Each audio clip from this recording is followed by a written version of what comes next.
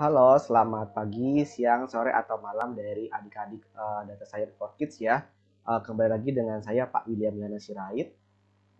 Kita sebelumnya sudah belajar banyak bagaimana cara membuat laporan yang baik dan tepat seperti apa. Dan juga kita juga sudah belajar bagaimana teknik storytelling ya untuk mempresentasikan hasil dari karya ilmiah kita seperti apa. Pada kali ini kita akan belajar tentang bagaimana cara mencari data yang valid dan reliable seperti itu. Artinya valid adalah dapat dipertanggungjawabkan dan reliable artinya dapat dipercaya seperti itu. Nah, pertanyaannya kenapa sih kita harus mencari data yang valid dan reliable seperti itu? Nah, tujuannya adalah yang pertama sebagai langkah awal untuk melakukan penelitian sehingga kita bisa memprediksi nih nanti data-data penelitian apa yang akan kita cari seperti itu.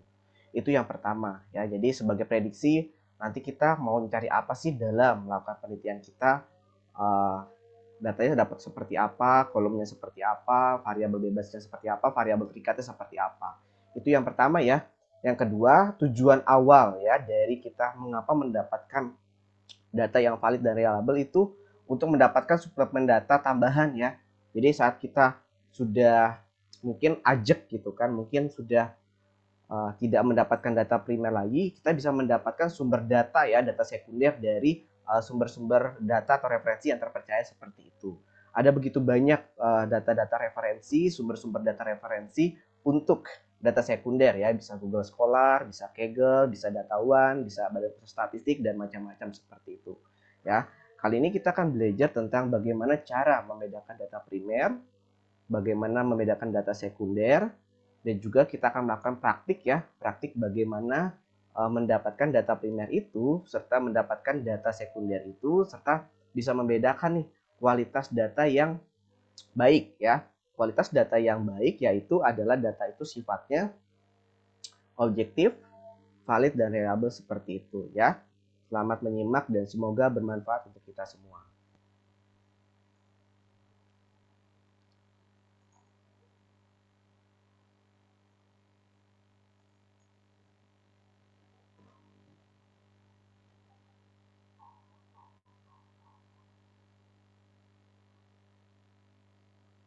Oke ya,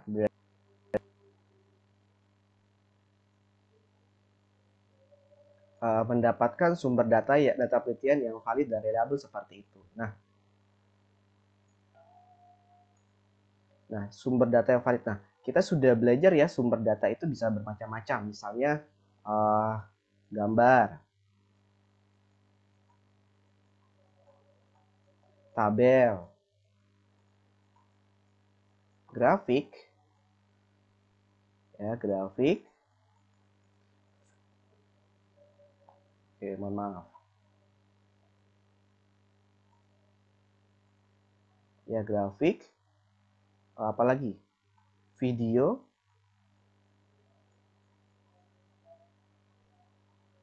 ya, video dan bermacam-macam ya.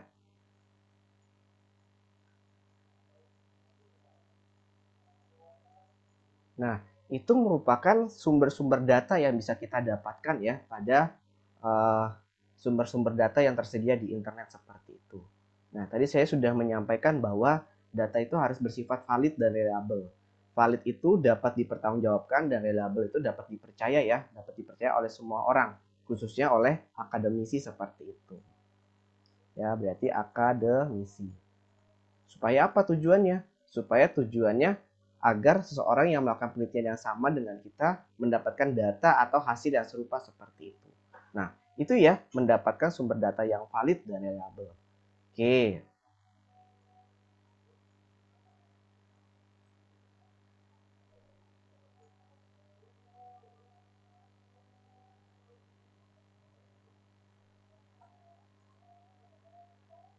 Nah, kali ini kita akan belajar tentang 4 hal ya isi dari topik ini, yaitu jenis-jenis data primer dan sekunder, cara memperoleh data primer, cara memperoleh data sekunder, dan ciri-ciri kualitas data yang baik seperti itu. Nah, data primer itu apa sih? Ya, oke. Sebagai prinsip dalam melakukan penelitian,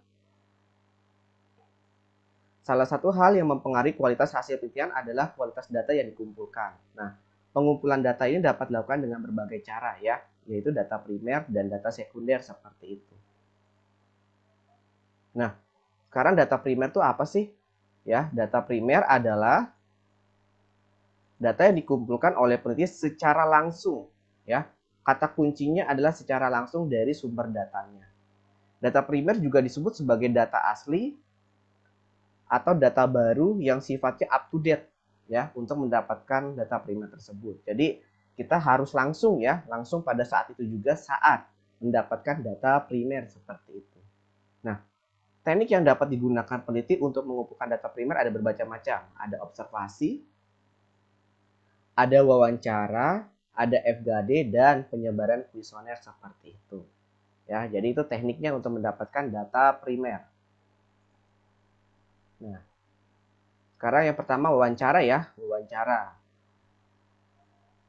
Oke, wawancara atau interview adalah suatu kejadian atau suatu proses interaksi antara pewawancara, interviewer, dan sumber informasi atau orang yang diwawancarai ya. Berarti ada dua orang ya, itu ya, minimal ada dua orang dalam kita melakukan wawancara, yaitu ada pewawancara dan yang diwawancarai seperti itu melalui komunikasi langsung.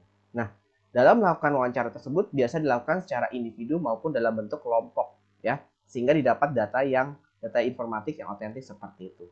Data wawancara yang direkam menggunakan tape recorder ataupun video recorder agar didokumentasikan seperti itu. Nah, ya jadi saat kita melakukan wawancara ya, jadi agar datanya valid dan reliable bisa dilakukan dengan menggunakan apa? Tape recorder ataupun video recorder. Tujuannya apa? Supaya saat kita melakukan pencatatan ya, melakukan pencatatan, kita juga bisa meninjau ulang dari hasil dari tape recorder kita atau video recorder kita seperti itu. Nah, dalam wawancara tuh banyak ya, dalam wawancara tuh banyak aplikasinya. Misalnya kalau misalnya melamar kerja gitu kan, berarti orang HRD secara khusus ya, berarti dia bidangnya adalah psikologi seperti itu. Psikologi ya, berarti ingin melihat dari sikap dan karakter dari seseorang tersebut ya, seseorang tersebut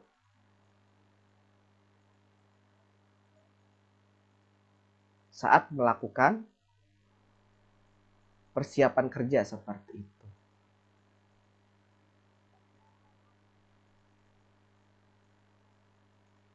Ya, itu untuk HRD atau psikologi ya, ada banyak, ada macam-macam ya. Yang kedua juga misalnya ingin mewawancari dalam kasus sosial ya, misalnya sosiologi gitu kan, sosiologi. Jadi pewawancara itu atau peneliti itu ingin mengetahui ya dari masing-masing penyebaran budaya di suatu wilayah gitu kan, penyebaran budaya di suatu wilayah.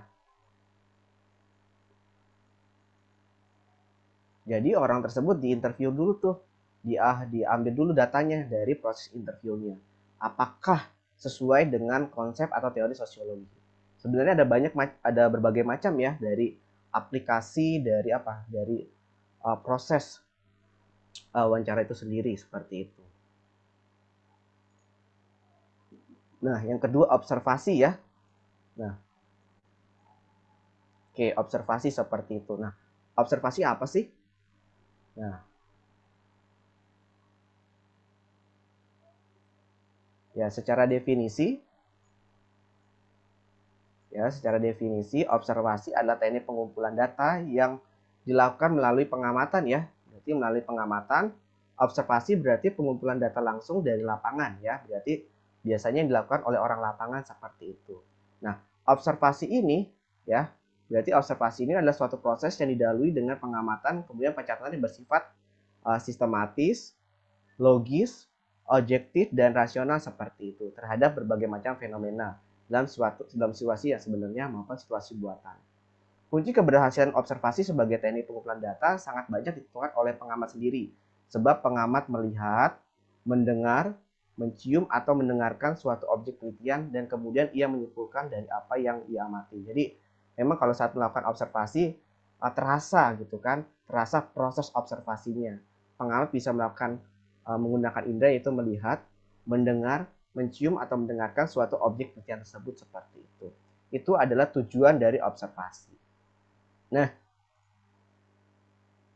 ini adalah salah satu dari proses observasi. Nah, peneliti menggunakan media apa? Media dari fotografi ya, menggunakan media fotografi untuk melihat uh, proses bebatuan di desa Cisadane seperti itu. Nah, dilihat di foto, lalu nanti dari proses observasi tersebut diteliti oleh peneliti yang ada di lab. Nah, ini observasi lapangan ya. Nanti hasil datanya juga dibandingkan pada konsep dan teori dari observasi yang ada di laboratorium seperti itu.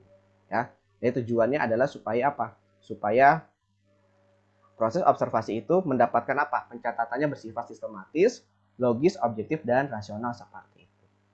Oke ya, itu observasi. Nah, yang kedua adalah angket ya. Angket atau kuesioner. Angket atau kuesioner ini adalah teknik pengumpulan data yang dilakukan dengan memberikan seperangkat pertanyaan atau pernyataan tertulis kepada responden untuk dijawab. Ya. Angket ini memiliki fungsi yang serupa dengan wawancara, hanya berbeda dalam implementasinya ya. Berarti hanya berbeda dalam penerapan lapangannya seperti itu. Jika wawancara disampaikan oleh peneliti kepada responden secara lisan, ya, berarti perbedaannya adalah implementasi angket adalah responden mengisi kuesioner yang disusun oleh peneliti secara tulisan seperti itu. Ya. Secara tulisan. Nah, biasanya saat pencatatan tersebut digunakan menggunakan apa? Skala Likert. Ya. Kita sudah membahas sebelumnya skala Likert itu apa ya? Berarti apa? Skala yang menunjukkan pernyataan responden ya. Berarti apa? Ada yang setuju, tidak setuju, kurang setuju, dan sangat setuju. Misal seperti itu saya buat ya. Jadi proses penilaiannya menggunakan skala Likert berdasarkan informasi dari responden tersebut ya. Itu untuk angket atau kuesioner. Nah, ini adalah salah satu contoh dari pembuatan angket kuesioner ya. Berarti saat kita baca ada skala Likertnya. Ada skala Likertnya yaitu skala Likertnya adalah yang pertama STS ya, sangat tidak setuju. TS tidak setuju. N netral atau ragu-ragu kurang setuju. SS sangat setuju dan S adalah setuju. Nah, kalau diberikan pernyataan nanti diberikan apa? Penulisannya menggunakan seperti apa? Seperti lidi atau turus ya. Lidi seperti itu, dia sangat tidak setuju. Pernyataan kedua adalah misalnya netral. Pernyataan ketiga adalah sangat setuju seperti itu. Nah, itu adalah hasil dari informasi yang dituliskan dalam bentuk angket. Nah, kalau kita baca, angket ini bertujuan untuk apa? Mengetahui tingkat kepuasan kerja dari dosen dan tenaga pendidikan yang berada di lingkungan STIE Multidata Palembang seperti itu. Isu ini sangat mengharapkan kerjasama dari Bapak Ibu untuk mengisi atau menjawab setiap pertanyaan yang diajukan dalam angket. Ya. Jadi tujuannya tersebut untuk mengetahui kepuasan kerja dari setiap dosennya, lalu diberikan skala Likert ya, skala Likert untuk mengetahui pernyataan-pernyataan yang diambil dari responden seperti itu. Oke, itu ya, itu adalah dari apa tadi? Dari angket atau kuesioner. Nah, ini juga ya, tadi ada juga observasi yang bersifat benda mati. Kalau ini juga ada observasi yang ditujukan kepada apa? Suatu lembaga yang dipimpin oleh manusia seperti itu. Tujuannya apa? Hampir sama ya. Kita bisa studi banding atau mempelajari suatu topik penelitian pada suatu lembaga seperti itu. Jadi ketika ingin belajar suatu topik atau kemajuan dari suatu hal dari lembaga tersebut, kita sebagai peneliti bisa berbincang kepada yang kita teliti gitu kan. Kita melihat keberhasilannya, kita catat ataupun kita rekam videonya seperti itu. Ya, itu adalah dari observasinya. Nah, sekarang adalah FGD ya, atau yang disebut adalah Focus Group Discussion seperti itu. Nah, perbedaannya apa sih FGD itu? FGD itu adalah upaya menemukan makna sebuah isu oleh sekelompok orang ya. Berarti ada sekelompok banyak orang lewat diskusi untuk menghindari dari pemaknaan yang salah oleh seorang peneliti ya. Berarti ketika peneliti misalnya punya konsep tertentu ya, berarti dia masih simpang siur nih masalahnya, masih simpang siur dari suatu pernyataannya. Dia mendapatkan data dari berbagai orang yang terasa dari topik tersebut ya. Jadi nanti FGD itu saling berinteraksi ya, saling berinteraksi dan berbicara seperti itu. Nah, lalu peneliti hanya sebagai pendengar aja. Peneliti hanya sebagai pendengar. Lalu peneliti tersebut apa? Ia memberikan open question seperti itu. Open question atau pertanyaan terbuka. Ya, pertanyaan terbuka. Biasanya ciri dari pertanyaan terbuka apa? Dia ada bagaimana atau mengapa ya. Ya, bagaimana atau mengapa seperti itu. Nah, ketika kita memberikan pertanyaan bagaimana dan mengapa, pastinya akan banyak pertanyaan, ada banyak jawaban ya dari masing-masing kelompok orang tersebut.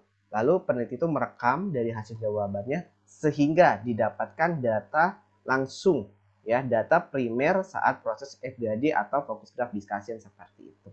Itu dari konsep FGD-nya. Nah, itu ya dari proses data primer. Nah, ini adalah salah satu. Nah,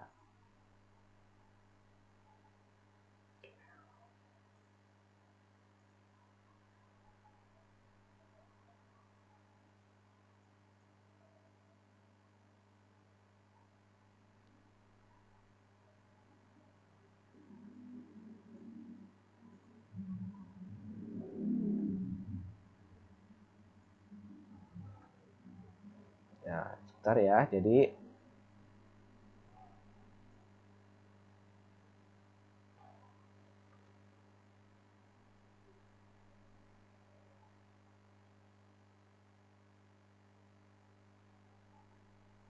nah ya, coba. Berarti ini contohnya ya, contoh dari peneliti tersebut melakukan proses FGD ya. Tujuannya apa? Tujuannya adalah mendapatkan data dari berbagai banyak orang dan terjadi kesepakatan ya. Jadi kesepakatan seperti itu. Nah, ini misalnya diberikan suatu pertanyaan terbuka kepada masing-masing orang sehingga apa? Orang-orang tersebut berdiskusi ya. Orang-orang tersebut berdiskusi ya. Berdiskusi dalam melakukan proses FGD tersebut seperti itu. Ya. Oke. Kita sudah belajar tentang konsep data primer ya. Data primer adalah data yang diambil langsung dari peneliti itu sendiri ya. Berarti up to date langsung peneliti itu terjun. Nah, ketika kita melakukan data primer, ada banyak gitu kan, ada banyak kejanggalan, ada banyak hal yang kita tidak dapatkan secara langsung gitu kan, karena keterbatasan dari alat ukur kita. Nah, biasanya karena ada keterbatasan alat ukur kita bisa mendapatkan data sekunder. Nah, data sekunder adalah data yang diperoleh atau dikumpulkan peneliti dari berbagai sumber yang telah ada. Peneliti ini sebagai tangan kedua seperti itu. Nah, data sekunder ini dapat diperoleh dari berbagai sumber data yaitu BPS atau disebut apa? Biro Pusat Statistik, Google Scholar, Data One, Kaggle atau sumber luar negeri dan lain-lain. Biasanya nanti hasil datanya diperoleh dalam bentuk spreadsheet seperti itu. Ya, spreadsheet dan dapat dibuka menggunakan Microsoft Excel, SPSS, Google Spreadsheet dan lain-lain seperti itu. Nah, itu ada data sekunder ya. Jadi biasanya sih kita harus online dulu ya. Berarti kita harus buka websitenya secara online seperti itu. Websitenya secara online sehingga didapatkan nanti filenya dalam bentuk apa? Dalam bentuk file CSV seperti itu. Bisa filenya CSV atau dalam bentuk Excel, XLX, dan lain-lain seperti itu. Ya, itu adalah data sekunder. Nah, sekarang ini adalah salah satu bentuk itu ya, tampilan awal data sekunder dari Badan Pusat Statistik. Nah, contohnya seperti ini. Itu adalah data Badan Pusat Statistik, itu yang pertama. Yang kedua, sumber datasetnya dari Google Scholar ya. Berarti dari Google Scholar didapatkan datanya seperti ini. Oke.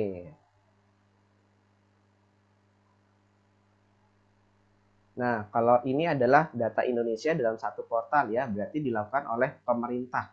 Jadi kita bisa masukkan kata kuncinya apapun. Misalnya di sini adalah dataset dari data.go.id seperti itu. Dataset dari data.go.id. Nah, ini adalah dataset juga. Kita bisa mendapatkan data dari databox.kartadata.co.id. Nah, biasanya data ini apa? Sumber datasetnya adalah bentuk bisnis, ekonomi, dan politik seperti itu. Nah, ini juga ya, misalnya kita melakukan penelitian dengan topik yang ada dari luar negeri atau penelitian dari luar negeri. Nah, biasanya peneliti luar negeri ini memasukkan atau mengupload datanya di websitenya www.kaggle.com dengan topik tertentu ya. Jadi bisa aja di ini tentang ilmu komputer, pendidikan, tentang alat computer vision, data visualisasi, dan lain-lain seperti itu.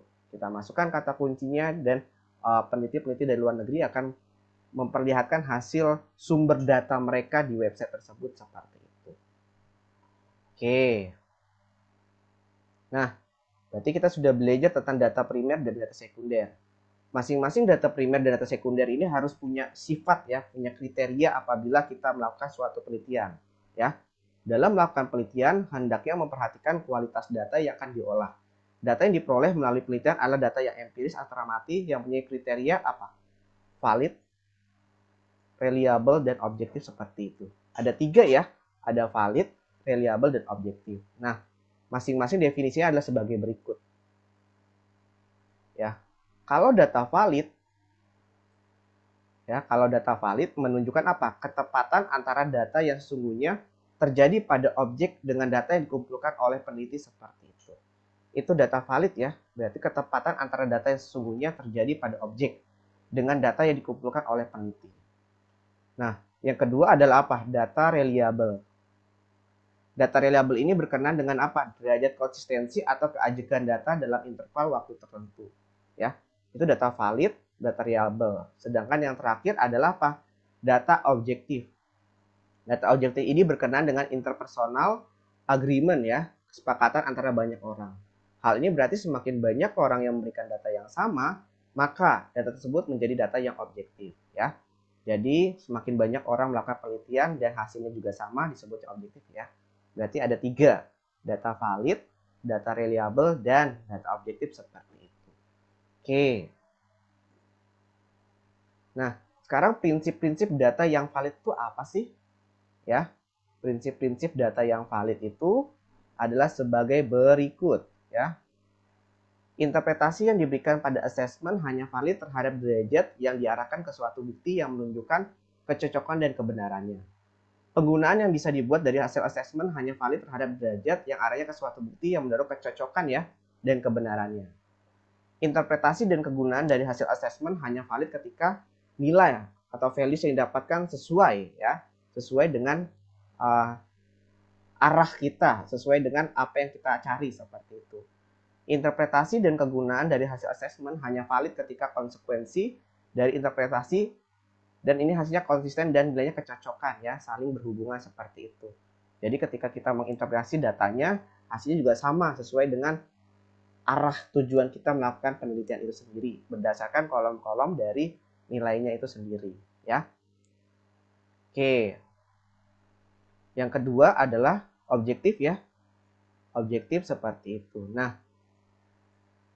objektivitas menunjukkan derajat kesepakatan antar banyak orang terhadap suatu data seperti itu. Objektivitas menunjukkan derajat kesepakatan antar banyak orang terhadap suatu data. Maksud dari pengertian di atas didasarkan pada persentase kebenaran data yang didapatkan oleh orang banyak ya. Misalnya adalah data yang objektif itu belum tentu valid. Data yang objektif belum tentu valid seperti itu. Objektivitas berkenaan dengan interpersonal agreement, kesepakatan antar banyak orang. Jadi, jika ada data yang diperoleh dari hasil kesepakatan banyak orang, yang tentunya pernyataannya terlihat objektif, itu belum tentu valid. Karena boleh jadi sekian banyak orang itu tidak benar ya. Jadi kita juga harus teliti ya. Jadi yang banyak itu belum tentu valid seperti itu. Nah, contohnya apa sih dari pernyataan ini? Contoh dari pernyataan ini adalah sebagai berikut. 90% dari kelompok orang menyatakan bahwa si A adalah murid yang paling malas di sekolah. Ya, 90% adalah siswa yang paling malas dan 1% menyatakan paling rajin. Ada 90% dari data orang itu menyatakan si A itu malas dan 1% itu apa? 1% itu adalah siswa itu rajin seperti itu. Padahal yang benar justru hanya 1% aja yang menyatakan bahwa A adalah murid rajin. Faktanya di lapangan Yang benar hanya apa? 1% itu di lapangan bahwa murid itu rajin. Sehingga pernyataan kelompok tersebut tidak terlihat objektif ya, disepakati 90%, tetapi tidak valid. Nah, berarti apa? Data yang baik harus apa? Objektif dan valid gitu ya. Berarti objektif dan valid seperti itu. Ya, sehingga apa? Sehingga tidak hanya banyak ya secara interpersonal agreement, tapi juga data tersebut memang valid ya, valid dari faktanya yang terjadi seperti itu. Ya. Oke, berarti kita sudah belajar nih, sudah belajar mengetahui tentang data primer, data sekunder, dan ciri-ciri dari khususnya data itu sendiri. Nah, saat ini juga saya akan menunjukkan bahwa bagaimana cara mendapatkan data sekunder itu dari salah satu website yaitu Badan Pusat Statistik dan ya dari Kaggle ya, sumber data dari luar negeri seperti itu.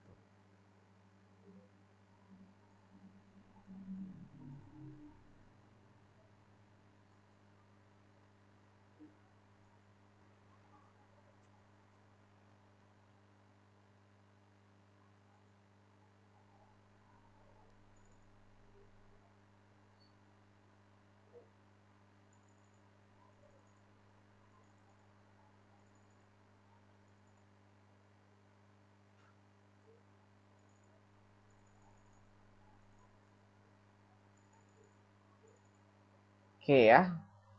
Oke, sekarang kita bisa masuk ke websitenya ya. Websitenya misalnya bps.go.id ya. Lalu kita pilih dari apa kolom ini, misalnya saya pilih adalah tentang pertambangan.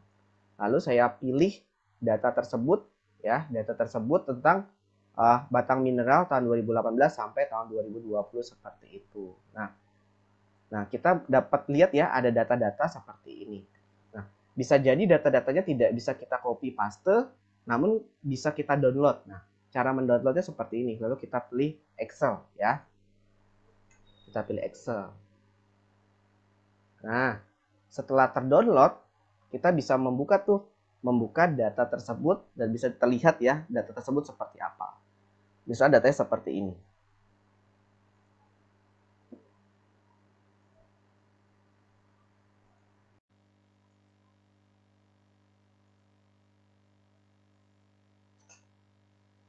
Oke, baik ya. Ini jadi data yang kita dapat adalah data topik dari produksi barang tambang mineral seperti itu. Nah, contohnya seperti ini nih, produksi batang tambang mineral.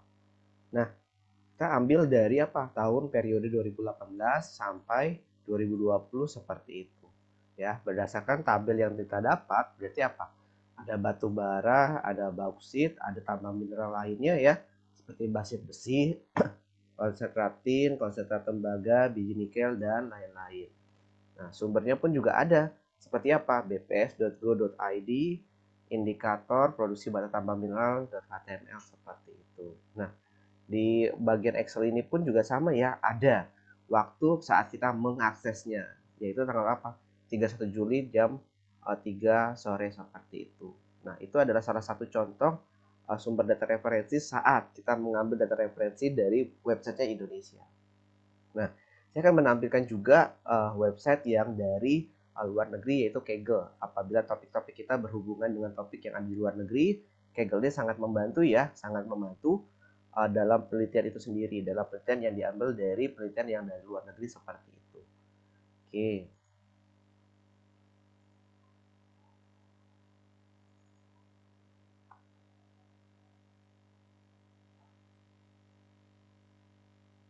Oke, baik ya. Coba sekarang saya ingin mendapatkan data tentang pendidikan ya. Data tentang pendidikan yang saya dapat adalah data tentang kinerja dari murid atau performance dari murid seperti itu. Nah, berdasarkan topik yang saya dapat dari Kaggle, ini ada beberapa kolom ya. Ada beberapa kolom seperti gender, kelamin, umur dari siswa itu sendiri, size of family, pendidikan dari seorang ayahnya, pendidikan dari seorang ibunya, pekerjaan dari ayah dan ibunya, relasi keluarga, kesehatan, dan nilai. Berarti apa? Biasanya hal-hal tersebut nanti dilihat dari kinerja nilai dari siswa itu sendiri ya. Berarti ada grades-nya. Nah, kita ingin mendapatkan datanya seperti itu. Nah, berdasarkan data dari Kaggle ya akan didapatkan seperti ini.